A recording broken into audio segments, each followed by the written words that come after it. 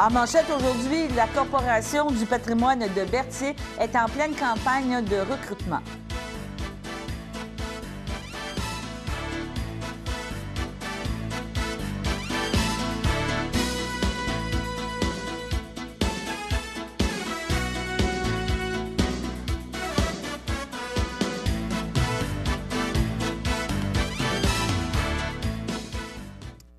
Bonjour, Mesdames et Messieurs, et bienvenue à votre bulletin de nouvelles pour le 6 avril 2018, ainsi que pour la fin de semaine qui s'en vient, soit le 7 et 8 avril.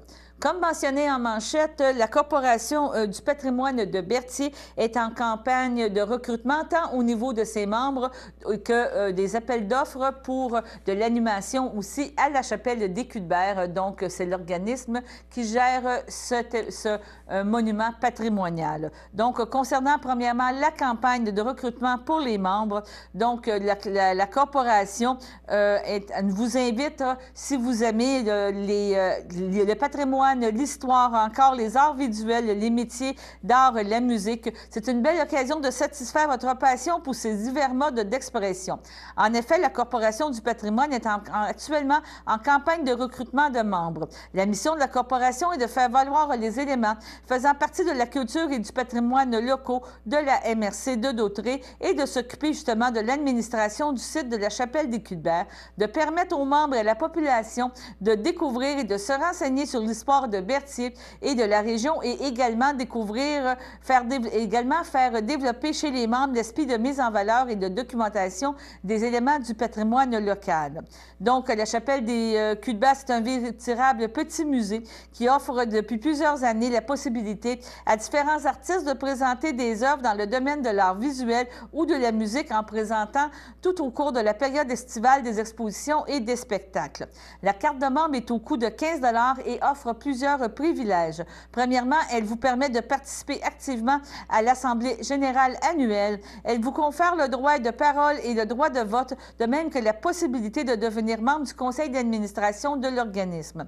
Ensuite, elle vous donne l'opportunité de recevoir la programmation et des invitations personnalisées aux activités durant la période estivale. De plus, devenir membre vous permettra d'assister à un spectacle réservé uniquement aux membres, ainsi que l'opportunité de partager au tirage d'une œuvre, de participer au tirage d'une œuvre d'art provenant de la programmation artistique en cours.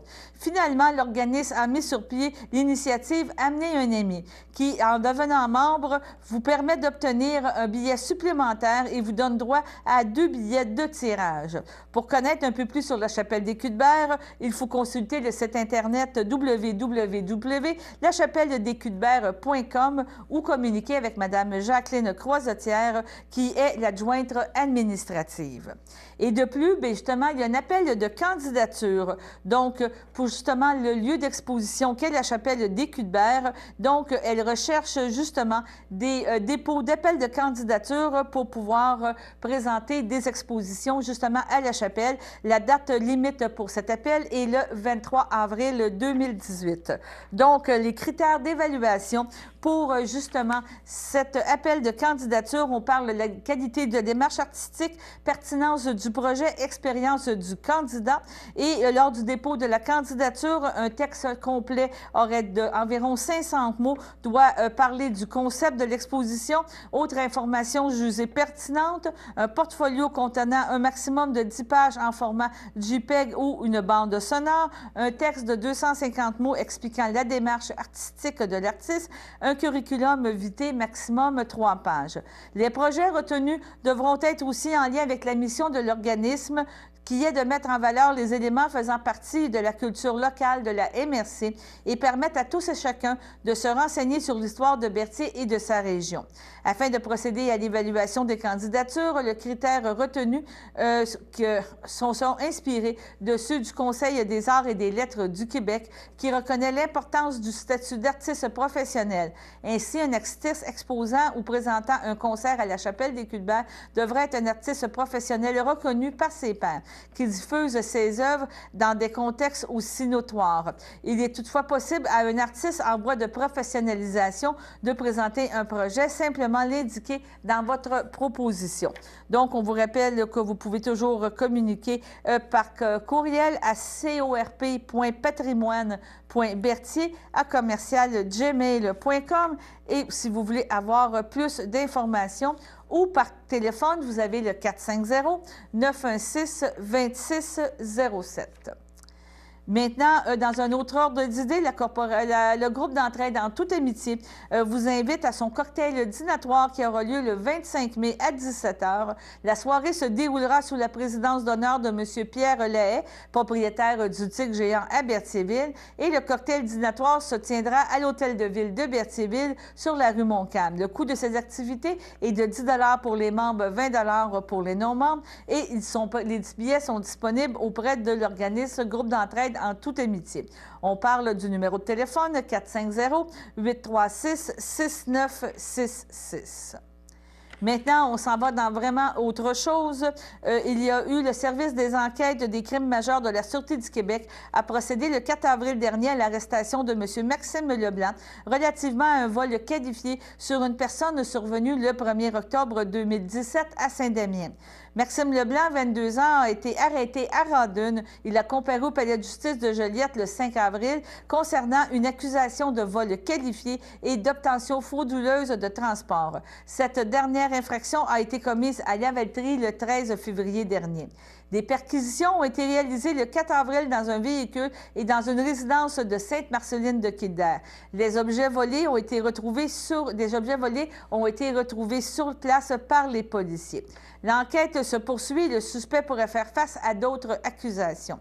Les services des enquêtes sur les crimes majeurs regroupent plus de 250 enquêteurs répartis sur l'ensemble du territoire de la Sûreté du Québec. Ils réalisent des enquêtes d'envergure sur des crimes visant les personnes et les propriétés ainsi que sur des crimes financiers. Depuis, le service justement d'enquête des crimes majeurs coordonne les enquêtes dans les postes de MRC et collabore avec différents services policiers municipaux. Donc, on rappelle en terminant que toute information sur des actes criminels ou événements suspects peut être communiquée de façon confidentielle à la Centrale de l'information criminelle de la Sûreté du Québec au 1-800-659-4264. Il reste quelques places pour l'activité organisée par la FADOC de Lévis-du-Pas, donc un voyage organisé au lac William les 5 et 6 novembre, donc Noël en automne. Il reste encore quelques places. Pour plus d'informations, vous pouvez rejoindre Cécile Rivet au 450-836-7304. Maintenant, dans le cadre de la Semaine des éveilleurs de conscience, le Cégep régional de Lanaudière à l'Assomption reçoit le biophysicien M. Marc Brulément. Donc, après un premier passage en 2015 où il a entretenu les étudiants sur les conséquences du projet Oléoduc Énergie-S, il nous éclairera cette année sur le devenir des puits d'hydrocarbures au Québec et dans sa région. Sa conférence intitulée « À la découverte des puits d'hydrocarbures abandonnés » est ouverte au public le 10 avril à 19h30 à la salle F140 sur la rue Dorval à l'Assomption. Depuis 2010, M. Brulément guide les citoyens désirant rechercher les anciens puits de gaz et de pétrole sur leur territoire. Fort de son expérience, ce chasseur de puits apportera l'éclairage nécessaire sur les enjeux reliés à ces infrastructures. Une fois les phases d'exploitation et d'exploration terminées, qu'arrive-t-il à ces puits? Sont-ils sécuritaires? Font-ils l'objet de suivi régulier? Les observations qui ont été faites jusqu'à présent laissent entrevoir de nombreuses lacunes. Outre le problème d'identification et de localisation, des dizaines de ces puits montrent des signes de dégradation et du coffrage et laissent échapper des hydrocarbures. Les techniques de recherche pour localiser des puits abandonnés ainsi que les procédures pour évaluer leur échantillité seront présentées. Dans la journée, une activité scientifique d'ordre pratique aura lieu avec les étudiants inscrits au programme Sciences du Cégep de l'Assomption. Donc, si vous voulez avoir des places, vous pouvez réserver vos billets en allant sur le site de eventbrite.ca. Donc, les billets sont gratuits. Ou si vous voulez avoir d'autres informations, vous pouvez rejoindre aussi Mme Odette Sarrazin au 450-835-9201. Donc, pour maintenant, allons à la première pause.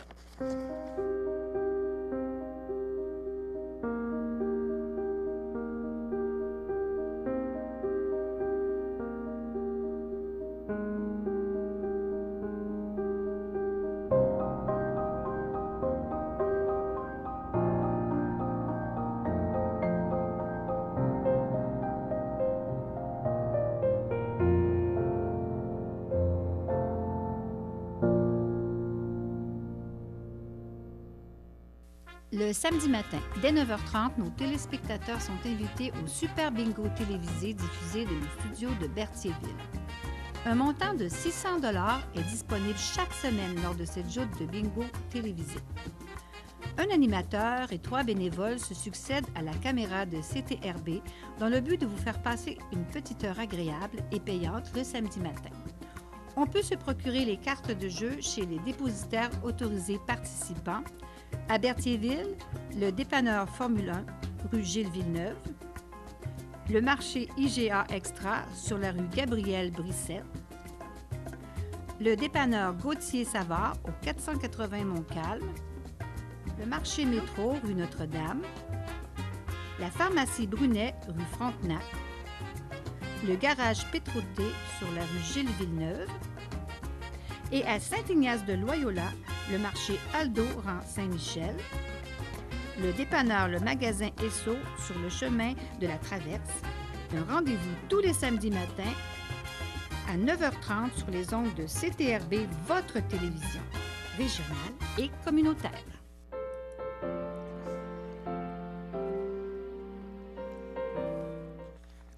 Donc, pour aujourd'hui, le 6 avril, nous n'avons pas aucun anniversaire à vous communiquer. On parle maintenant du 7 avril. La FADOC de l'île du Pas désire souhaiter bon anniversaire à M. Joseph Chevalier. Au niveau du 8 avril, maintenant, vous avez l'Ordre des filles d'Isabelle qui désire souhaiter bon anniversaire à Francine Grégoire. Et la FADOC de l'île du Pas aussi en profitait pour souhaiter bon anniversaire à Mme Francine Grégoire. On vous rappelle que vous pouvez communiquer avec nous à tous les jours, soit par courriel ou soit par téléphone, par courriel à tvcberthierville@hotmail.com ou par téléphone au 450-836-5103. Maintenant, mercredi, le 11 avril, ce sera l'Assemblée générale annuelle donc de la Société d'horticulture et d'écologie de Dautré. La conférence sera donnée par M. Patrick Forêt. Le sujet, les plantes méconnues et inusitées, faciles d'entretien. Donc, un conférencier dynamique et passionné. Une très belle soirée en perspective. Comme toujours, cette activité se tient au presbytère de Saint-Cuthbert, 1991 principal à Saint-Cuthbert. Et pour information, vous pouvez communiquer avec Sandra, 450-887-0166 ou avec Pauline, 450-836-0517.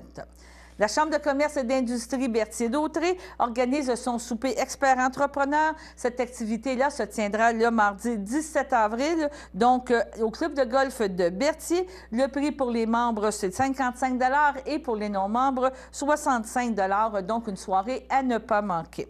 Le 18 avril, maintenant, la SADC, en collaboration avec la MRC, offrira une formation sur la TPS et sur la TVQ. Donc, le 18 avril, de 18h30 à 21h30, justement dans les locaux de la SADC sur le chemin de la Traverse à Saint-Ignace-de-Loyola. Donc, le formateur vient de Revenu Québec et ça sera le contenu, ce sera les règles de base relatives à l'application de la TPS et la TVQ. Les inscriptions sont obligatoires. Et si vous voulez avoir plus d'informations, 450-836-0990. Il y a aussi le 24 avril à mettre à votre agenda, donc l'Assemblée générale annuelle de la Caisse des jardins de Dautré. Donc, cette activité-là aura lieu justement le 24 avril au club de golf de Berthier. À 18h, ce sera l'accueil et à 19h, le début de l'Assemblée. On parle de prix de présence et de léger goûter. Veuillez noter qu'il y aura 4 postes qui seront à combler au conseil d'administration dans chacun des secteurs de la Caisse. On parle de Lanoret, Sainte-Élisabeth et Saint-Thomas-Berthierville. Après ça, vous avez Saint-Thomas, et Berthierville, la Visitation, Sainte-Geneviève de Berthier et Saint-Ignace, Saint-Barthélemy et Saint-Cuthbert, Saint-Norbert et Lavaltrie, ainsi qu'un poste au conseil de surveillance pour Lanoret, Sainte-Élisabeth et Saint-Thomas. Donc, comme toujours, vous avez jusqu'au 14 avril pour présenter votre candidature. Il faut aussi savoir que le candidat devra consentir par écrit à une enquête de sécurité et de crédit le concernant et devra s'engager à développer les connaissances et les compétences requises à l'exercice de la fonction de dirigeant. Un candidat ne pourra être soumis à l'Assemblée que si on a un avis écrit signé par un membre de plein droit et contresigné par le candidat qui a été remis avant la fermeture de la Caisse le 14 avril. Donc, le 14 étant un samedi, seul le centre de service de Lavaltrie, situé sur le chemin Lavaltrie, pourra être ouvert et devrait être ouvert et accepter les candidatures de 9h à 13h. Comme toujours, vous pouvez avoir de l'information 450-404-4000 concernant la Caisse populaire. Tantôt, on vous rappelle aussi quelques activités provenant du CABA. On n'oublie pas les CAF-Arts, des rendez-vous des arts vous pouvez avoir une rencontre à tous les lundis après-midi à compter de 13h30. Vous vous présenterez avec votre travail, vous le présentez justement à d'autres collègues et vous pouvez jaser justement de vos arts avec un bon café et les fameux biscuits du CABA. Il y a aussi les séances d'exercice physique qui sont toujours d'actualité et toujours intéressante à faire. On parle à Lanoret, à la Maison des Jeunes Bertrand-Boisjoli, tous les mardis de 9h à midi. Saint-Cuthbert, tous les mardis de 11h à midi au centre communautaire. À Berthierville, vous avez 2 endroits. Au CABA, tous les jeudis de 9h à 10h. Et à la résidence communautaire Sacré-Cœur, tous les vendredis de 10h30 à 11h30. Vous avez aussi à Saint-Barthélemy, tous les jeudis de 10h30 à 11h30. Comme toujours, pour connaître les activités du CABA, vous pouvez composer le 450-836-7122 ou justement aller sur le site du CABA, donc caba.com, pour avoir leur activité. Maintenant, à Saint-Ignace de Loyola, tantôt, on vous avait parlé des activités concernant l'inscription des camps de jour et aussi à Saint-Ignace, c'est encore en pleine effervescence et le coût cette année est de 150 $ par famille. Les formulaires ont été remis en classe et vous pouvez aussi les procurer sur le site Internet de la municipalité. Donc, si vous voulez vous inscrire justement pour ces fameux camps de jour, vous devez vous présenter en personne justement à la municipalité. Maintenant, parlons un petit peu de la MRC. Donc, il y aura des nouvelles municipalités qui vont être touchées ou fournies pour faire du compost, donc avec des bacs bruns, comme on appelle. Donc, maintenant, les citoyens de Lavaltrie, Lanoret, Sainte-Geneviève, Saint-Ignace et Saint-Cuthbert vont pouvoir commencer à faire du compost grâce justement à ces fameux bacs bruns. Et pour ce faire, bien, on nous a annoncé des formations gratuites qui auront lieu cette année à Saint-Norbert le 10 mai à la salle municipale et la seconde formation aura lieu le 17 mai à Saint-Barthélemy dans la salle communautaire sur la rue Bonnet. C'est à noter que ces formations sont ouvertes à toutes les municipalités, les 15 municipalités du territoire. Donc, ces formations initiant les citoyens à l'utilisation du composteur domestique s'avèrent riches en bénéfices et les participants auront l'occasion d'acheter à la MRC un composteur au prix réduit de 27 $. On mentionne aussi qu'on en fait tirer un par conférence et si vous voulez avoir aussi plus d'informations, vous pouvez communiquer justement avec le service environnement de la MRC au 450-836-7007, le poste 2547. Donc, ne manquez pas ces formations. Maintenant, avant de passer à la deuxième pause et la dernière pause, parlons un peu d'activités qu'on peut faire dans la région. Entre autres, en fin de semaine aura lieu au Théâtre du Vieux-Terrebonne un spectacle présenté par la Symphonia Lanaudière ayant pour thème de film symphonique. Écoutons l'entrevue que nous avons réalisée avec M. Laforêt concernant ce spectacle. Bonjour, Monsieur Laforêt, ça va bien? Oui, très bien. OK. On est en train de préparer votre prochain spectacle pour le mois d'avril, les thèmes de films symphoniques, la deuxième, on pourrait dire partie 2. C'est vraiment un spectacle toujours très intéressant, on pourrait dire flamboyant au niveau de la musique, hein?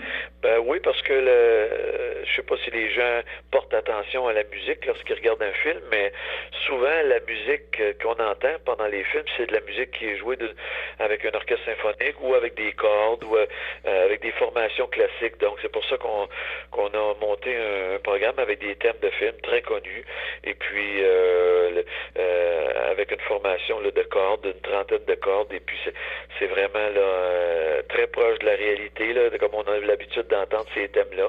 Et nous l'avons fait déjà une fois là, avant Noël, ce thème, et ça a été très apprécié. Puis là, bon, on le fera au Théâtre du Vieux-Terrebonne le 8 avril, en après-midi, et puis ça risque d'être un beau concert. Est-ce que vous savez déjà un petit peu les pièces que vous allez interpréter lors de ce concert? Oui, il y a toutes sortes de thèmes, là, comme par exemple Les Parapluies de Cherbourg de Michel Legrand. Il y a des thèmes de films de Ennio Morricone, oui. comme par exemple le film de Mission. On va entendre aussi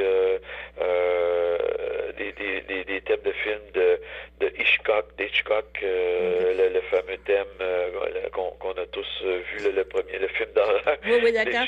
Faites-vous un petit peu de John Williams aussi, oui, avec des Star Wars? La liste Schindler. Oh, c'est très beau, ça. Et puis, il y a beaucoup de Henry Mancini avec le thème Les oiseaux se cachent pour mourir, etc. C'est tous des thèmes.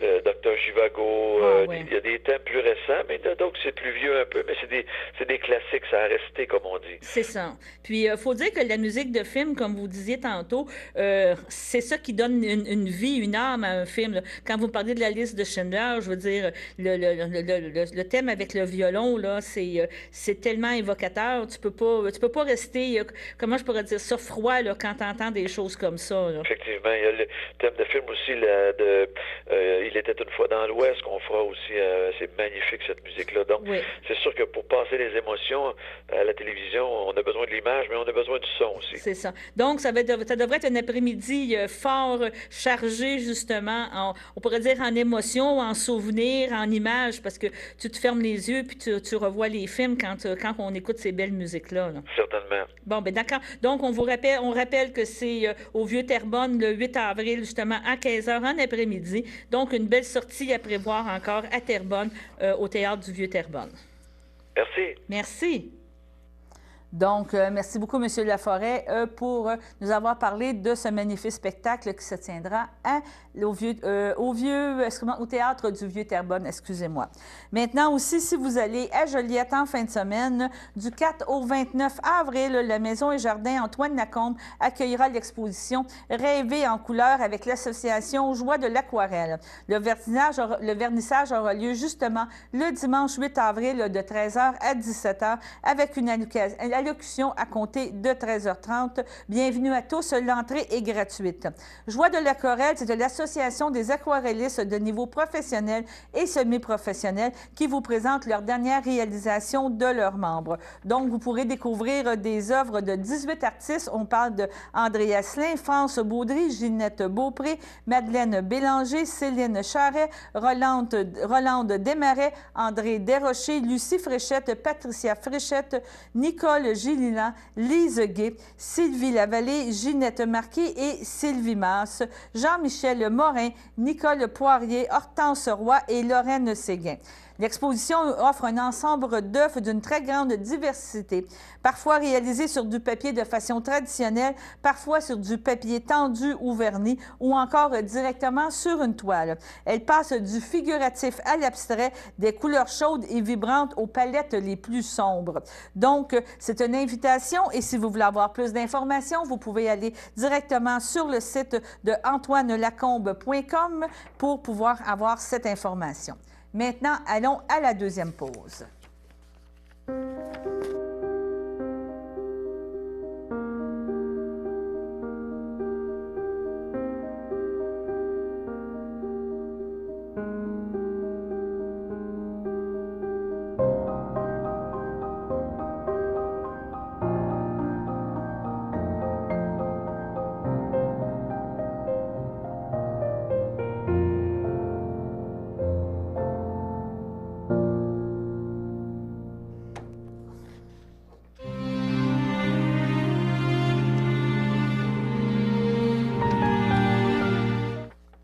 À l'hôpital Maisonneuve-Rosemont, le 23 mars, à l'âge de 97 ans, est décédée Mme Fernande Brûlé, épouse de feu Ernest Giguère, demeurant à Montréal.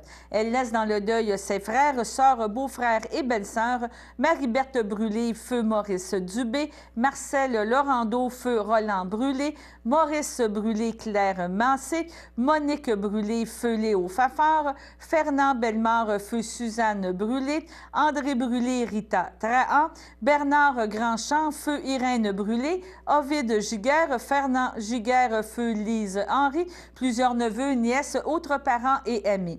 La famille vous accueillera le samedi 7 avril dès 11h au complexe funéraire F. Thériault de Berthierville. Les funérailles auront lieu le jour même à compter de 14h à l'église de Sainte-Geneviève de Berthier. Et à Joliette, le 29 mars, à l'âge de 69 ans, est décédé M. Maurice Pilon, fils de feu Ovide Pilon et de feu Simone Chenevert, demeurant à Joliette et native de Saint-Norbert.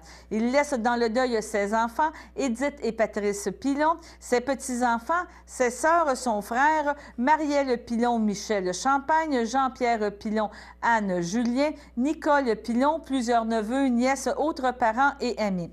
La famille vous accueillera le dimanche 8 avril dès 12h30 au complexe funéraire F. Thériault de Berthierville. Suivra une liturgie à la chapelle du complexe à compter de 14h30. M. Pilon sera inhumé au cimetière de Saint-Norbert à une date ultérieure. Donc, au nom de CTRB et de tous nos employés, nous désirons souhaiter nos plus sincères sympathies aux personnes éprouvées. Et maintenant, allons à la météo.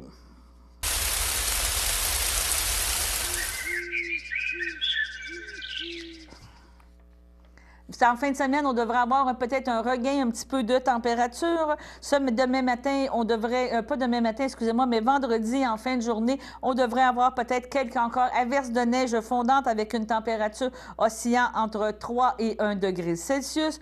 Pour samedi, on parle de nuageux avec quelques flocons. On parle d'une température oscillant entre 2 et moins 3 degrés Celsius. Dimanche, on devrait avoir des averses de neige isolées avec un petit peu plus de température encore. On parle de 0 encore à moins 6.